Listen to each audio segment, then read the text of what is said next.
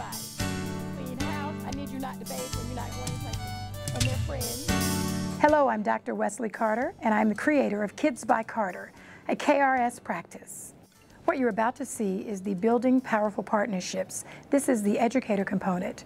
We'll work with educators to teach them how to build strong and enduring relationships with parents, and in turn, how to produce children that are intellectually competent, emotionally mature, and socially responsible.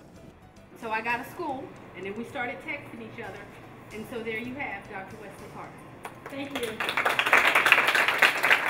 Now, what she didn't tell you is I repurpose everything. So what you're going to learn today about building relationships with parents, it's going to work with your husband, it's going to work with your children, it's going to work with anybody that it is to your benefit to have a relationship with.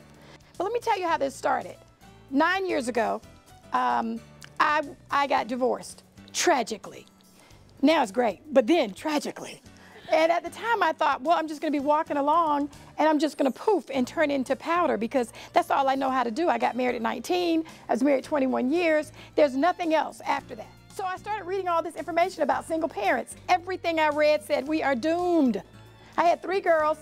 I figured one be on drugs, one be promiscuous, one be hiding up under the house playing truant from school. So everything I read was horrible.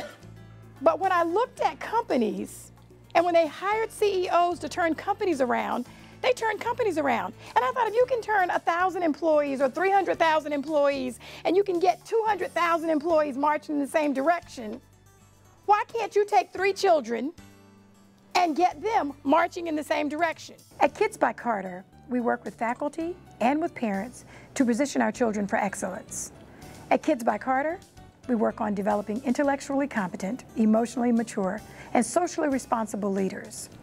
That requires the combination of persistence, passion, a work ethic, and deep fostering of the intellect of every child. So I started looking at what does it take? And from there, looking at the different family structures, what does it take to be sensitive? How do we become inclusive in terms of how we affect parents and how we affect children? How do we become inclusive? In the meantime, I'm teaching graduate school, and so I've got folks in there who never learned to read, who never learned to write. And you start thinking and talking to them and finding out from children, either a teacher demotivated them, or a parent demotivated them, or another child demotivated them, and for whatever reason, they didn't get it. So let's talk about Latino parents, because I work with Latino parents as well. When we talk about the Latino culture, we're talking about 20, not one. We're talking about 20 different countries. So that's one of the myths, is that we're talking about one set of parents. So in terms of building relationships with your children, it's not making an assumption about where they're from. It's really about asking. So when you're talking to your parents, understand that they want to hear that too. They want to hear, but Benji does a great job of saying please and thank you. We're struggling with the reading, but he really does a great, he's a good boy. They want to hear that. That's important, very important. African American families have about 70 structural formations, whereas white families have 40. So that might be an aunt raising the neighbor's kids. As I told you, I teach graduate school. I've got a student now who's raising her niece, and another student who was raising a neighbor's child because they relocated and the child was a senior in high school. That's still a family structure. Mm-hmm. And when mothers can't fulfill their roles, grandmothers do. So when you have activities for parents, you may want to make sure that you include talking to your children about whether a grandparent can come and stand in. Hi, my name is Angela Grant, and I'm principal at Shamrock Gardens Elementary School in Charlotte, North Carolina. I think the real world comments that she brings, the humor and the practicality of the things that she says, what she says is things that you know intuitively, but you may not be able to access quickly. And she helps bring what you already know to the forefront, plus giving you information that you can use that you may not have been aware of. Acceptance of their priorities. A parent's priority may be very different than yours. If you accept their priorities and work within that structure, you're going to get much more cooperation.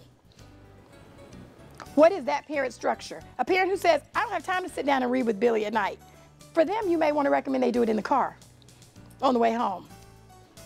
Or for them, you may want to recommend they do it in the morning. I'm a morning person.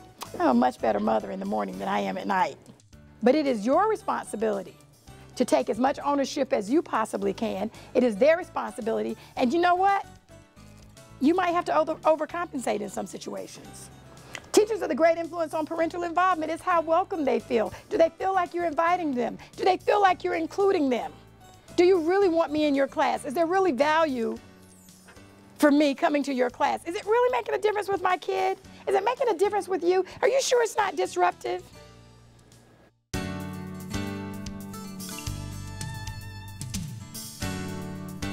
At Kids by Carter, we are committed to developing intellectually competent, emotionally mature, and socially responsible leaders. We are committed to every child reaching their full potential. Please give us a call. We provide workshops, books, one-on-one sessions with parents, students, and educators.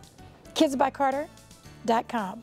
You can call us at 704-992-1211 or email us at info@kidsbycarter.com. Thank you for allowing me to be here today. Thank you.